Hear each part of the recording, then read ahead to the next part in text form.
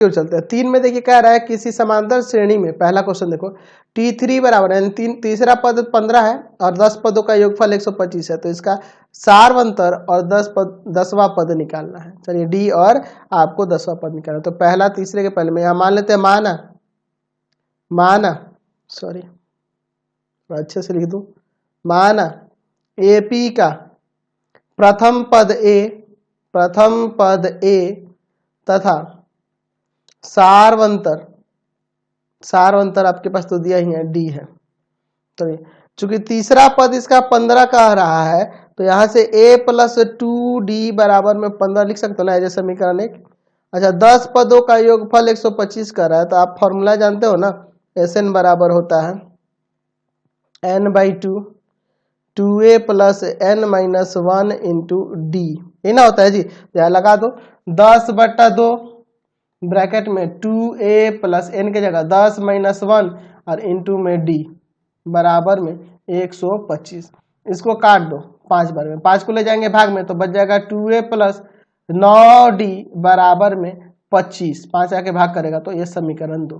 तो एक काम करो, समीकरण 1 में 2 से गुना कर दो और समीकरण 2 में 1 से गुना कर दो ताकि a वाला दोनों में सेम आ जाए।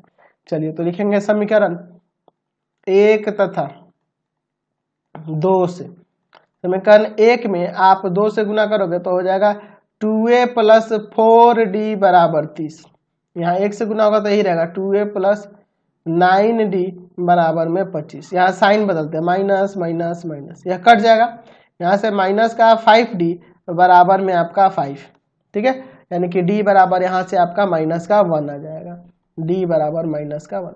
अब देखो d का मान निकल गया और हमें इसके 10वां पद निकालना है, 10वां पद निकालना है ना जी, अभी 10वां पद T10 भी निकालना, तो पहले a का मान पता होना चाहिए।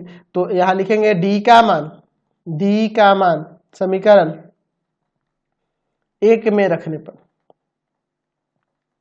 समीकरण 1 क्या है, a प्लस 2d बराबर में 15, यही ना है, a प्लस 2d बराबर में 15। तो d का मान यहाँ -1 रख देते हैं, तो a प्लस 2 गुना -1 बराबर 15, यह माइनस का 2 हो जाएगा और उधर जाकर जुड़ जाएगा, a बराबर 17। तो हमें 10वां पद की बात करनी है, यानी a प्लस 9d, यानी 17 प्लस 9 गुना d की जगह -1, तो 17 माइनस 9 आपका 8 आ जाएगा, इसका 10वां पद 8 और सार्वंतर जो है -1। इसका 2